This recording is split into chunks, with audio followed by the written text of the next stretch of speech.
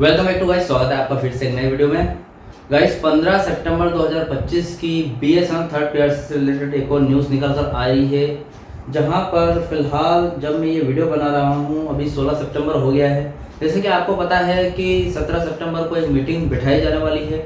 अब देखते हैं, अभी तो वो टाइम नहीं आया है, लेकिन यहाँ पर जो 15 सितंबर 2025 की एक लेटेस्ट अपडेट है, जहाँ पर जो कर्मचारी है वो अस्थायी कर्मचारी होते हैं, जो कि कैजुअल वर्कर्स होते हैं, जो कि कॉन्ट्रैक्ट वर्कर्स, ठीक है, जो अस्थायी कर्मचारी होते हैं कंपनी में, ठेकेदारी जिसको बोलते हैं, ठेकेदारी पर होते हैं। जो बीएसएनएल मैनेजमेंट है उन पर दबाव डाला जा रहा है और बीएसएनएल ईयू एम्प्लॉय यूनियन की कुछ मांगे हैं।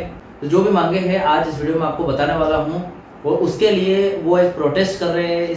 अब ये प्रोटेस्ट कब होगा और क्या मांगे रखी गई है बीएसएनएल एम्प्लॉयज़ की तरफ से, ठीक है, अस्थायी कर्मचारियों के लिए, तो चलिए आज इस वीडियो में आपको बताने वाला हूँ। चैनल पर नया हो तो सब्सक्राइब करें। मेरा नाम है सुनील विश्वकर्मा।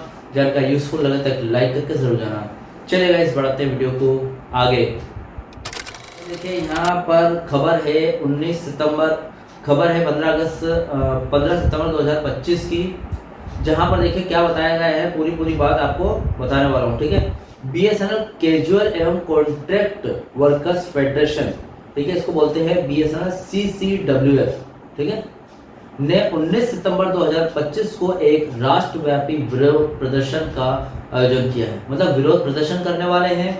यहाँ पर इस प्रदर्शन का मुख्य उद्देश्य ठेका और आकस्मिक श्रमिकों, जैसे कि कॉन्ट्रैक्ट और कैजुअल वर्कर्स, इन दोनों पर यहाँ पर फोकस किया गया है कि समस्याओं को उजागर करना है, ठीक है।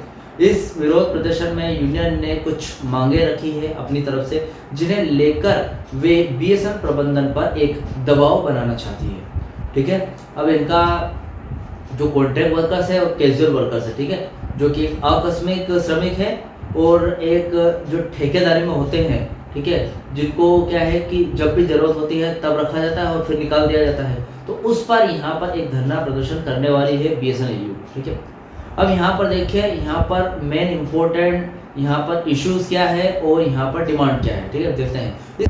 इस विरोध प्रदर्शन का फोकस मुख्य रूप से ठेका और आकस्मिक कर्मचारियों की सुरक्षा और अधिकारों पर है, ठीक है। यहाँ कुछ यहाँ पर इम्पोर्टेंट डिमांड दी गई है, देखते हैं क्या है। कुछ पॉइंट है, पॉइंट के मीडियम से आपको समझाऊंगा पूरी बात। छटनी बंद की जाए, ठीक है, पहला पॉइंट है। यूनियंस की सबसे बड़ी मांग है कि SLA सर्विस लेवल एग्रीमेंट प्रणाली के तहत जो ठेकेदारी प्रक्रिया में अपनाई जा रही गलत नीतियों के कारण श्रमिकों की जो छटनी है वो बंद की जाए। और उदाहरण के लिए अगर हम एग्जांपल से समझते हैं इसको, अगर एक कंपनी की लागत कम करने के लिए पुराने अनुभवी कर्मचारियों को हटाकर नए कम वेतन वाले कर्मचारियों को काम पर रखती है कंपनी, तो यूनियन इसका विरोध करती है। ये जो पॉइंट है छटनी बंद की जाए, इसमें ये बताया गया है कि देखिए बहुत सारे ऐसे कर्मचारी है, पुराने अनुभवी कर्मचारी, जो कि हालांकि वेतन तो ज़्यादा ही मिलता है उनको, क्योंकि उनके काम के अनुसार मिलेगा। अगर उनको 10 साल हो गए हैं कंपनी में तो उसके हिसाब से ज़्यादा ही वेतन मिलेगा। अब उनका अनुभव भी तो है एक हिसाब से, ठीक है, वो भी तो कुछ मैटर करता है। यहाँ पर अनुभव है उनके पास तो पैसा तो ज़्यादा देना ही पड़ेगा, ठीक है। अब ऐसे में क्या करती है कंपनी, एक छटनी प्रक्रिया अपनाती है, ठीक, जिसको सर्विस लेवल एग्रीमेंट के तहत वो छटनी प्रक्रिया अपनाती है। उस प्रक्रिया में क्या होता है, उस प्रोसेस में जो पुराने कर्मचारी है उनको कुछ भी बहाना करके कंपनी से निकाल दिया जाता है, उनकी जगह कम पैसे लेने वाले नए कर्मचारियों को लगा दिया जाता है काम पे, ठीक है, रख लिया जाता है।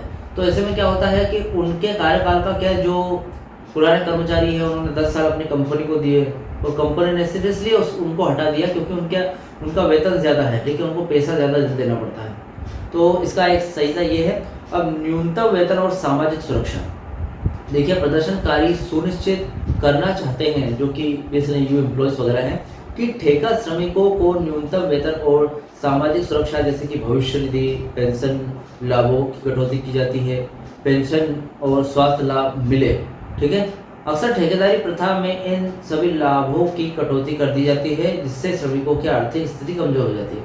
और देखिए यहाँ पर क्या है, जो कि अस्थायी कर्मचारी है उनको जब काम होता है तब रखते हैं, ठीक है, जब काम पूरा हो जाता है तो वापस निकाल देते हैं। तो ऐसे में क्या है, उनको जो मेन कर्मचारियों को मिलते हैं, जो भी स्थायी कर्मचारी उनको जो भी लाभ वगैरह मिलते हैं, जैसे कि जो परमानेंट कर्मचारी है उनको अदर भत्ते वगैरह अलाउंसेस वगैरह भी मिलते हैं, ठीक है, बेसिक सैलरी के अलावा डीए वगैरह मिलते हैं। तो ये सब अस्थायी कर्मचारियों को नहीं मिलते, ठीक है। ये यहाँ पर इस प्रोटेस्ट का मेन यहाँ पर उद्देश्य ये है, टारगेट ये है कि ये जो स्थायी कर्मचारियों को जो सब लाभ वगैरह अलाउंसेस वगैरह डीए वगैरह मिले, ये सब अस्थायी कर्मचारियों को भी मिले।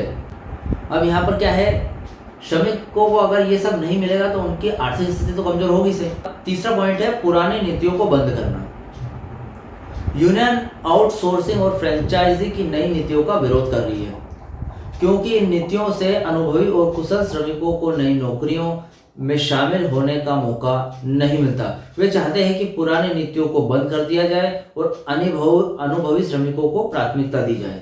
अब चौथा पॉइंट ये है छटनी का विरोध। अब यहाँ पर यूनियंस का विरोध कैसे करती है देखते हैं। यूनियन का कहना है कि बीएसएनएल प्रबंधन को सीएलसी यानी कि मुख्य श्रम आयुक्त से किए गए सभी वादे पूरे करने चाहिए। इसके अलावा उम्र कम करके, काम के घंटे कम करके या फिर वेतन कटौती करके कर्मचारियों को नौकरी से निकाला नहीं जाना चाहिए, ठीक है।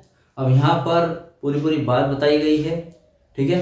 अब देखिए ऐसा होता है कि उम्र कम करके काम के घंटे काट लिए जाते हैं, उसके साथ यहाँ पर वेतन कम कर दिया जाता है। इससे क्या है, कर्मचारी अपने आप यहाँ पर छोड़ के चले जाते हैं। तो कुछ इस तरीके से कंपनी करती है, इस चीज का विरोध कर रही है बीएसएनएल, ठीक है।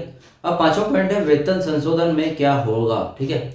आकस्मिक श्रमिकों को नियमितीकरण के दायरे में लाने और उन्हें 7वें वेतन आयोग के आधार पर वेतन संशोधन का लाभ देने की मांग की गई है, ठीक है। इसका मतलब यह है कि उनके वेतन में सरकारी कर्मचारियों के समान बढ़ोतरी की जाएगी, ताकि उन्हें भी महंगाई और जीवन यापन की बढ़ती लागत से निपटने में मदद मिल सके, ठीक है। अब देखिए यहाँ पर थर्ड पीआरसी की बात आ रही है, ठीक है। यहाँ पर अगर थर्ड पीआरसी लागू होती है और जो थर्ड पीआरसी में लाभ स्थायी कर्मचारियों को मिलेगा, वही लाभ अस्थायी कर्मचारियों को भी मिलना चाहिए, ऐसा यहाँ पर डिमांड की गई है। यहाँ पर प्रोटेस्ट में यहाँ पर बताएंगे, ठीक है।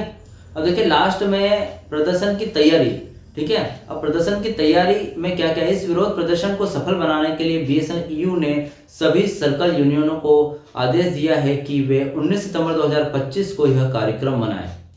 अब यहाँ पर जितने भी सर्कल में यूनियन वगैरह है, उनको सभी को यहाँ पर एक आदेश दे दिया गया है कि भैया जब भी ये विरोध प्रदर्शन हो तो इस कार्यक्रम को मनाएं, ठीक है। सभी सर्कल में जितने भी यूनियन है सभी मनाएं, ठीक है। पोस्टर और ज्ञापन तैयार कर दिए गए हैं, जिन्हें सदस्यों के बीच वितरित कर दिया जाएगा। और प्रदर्शन के दिन केंद्रीय मुख्यालय सीएमडी मुख्य महाप्रबंधक को एक ज्ञापन भी सौंपा जाएगा।